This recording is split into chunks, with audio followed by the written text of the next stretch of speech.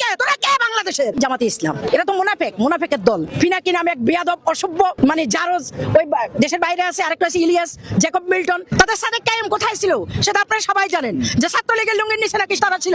জুমা নামের একটা খুমানা জুমা আগে ছিল ছাত্রলীগ, এখন হয়েছে সে ওই যে সাদেক কায়েমের। এই মাইয়া আমি তোরে বলতে চাই, তুই তো রোহিঙ্গা, তোর বাড়ি মহেশখালী। আপনি দেখেন না টাকলা ফুয়াদ, ও টাকলা ফুয়াদ কি বলছিল? তোরই মারলে এগুলো উড়ে চলে যায়। কথা ক্লিয়ার। যারা পাক হানাদার বাহিনীদের পক্ষে ছিল, যাদের সহচর হানাদার বাহিনীদের সহচর হিসেবে যারা বাংলাদেশে ছিল, সে আমি ক্লিয়ারই বলি জামাতে ইসলাম। তারা কিভাবে মেনে নেবে বাংলাদেশের স্বাধীনতা দিবস? তো তারা মানার কথা না।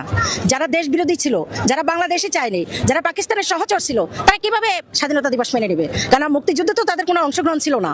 লক্ষ লক্ষ মা বোনের ইজ্জতের বিনিময়ে আমরা এই স্বাধীনতা পেয়েছি, কিন্তু তারা তো তখন দেশের বিরুদ্ধে ষড়যন্ত্রে লিপ্ত ছিল। সেই জন্যই তাদের এখন হাতে ঘা লাগে। এরা তো মুনাফেকের দল। আমি সরাসরি এদেরকে মুনাফিক বলি, কেননা এরা কথায় কথায় পল্টিবাজি করে, কথায় কথায় মিথ্যাচার করে, ধর্ম বিক্রি করে। আপনি দেখেন না টাকলা ফুয়াদ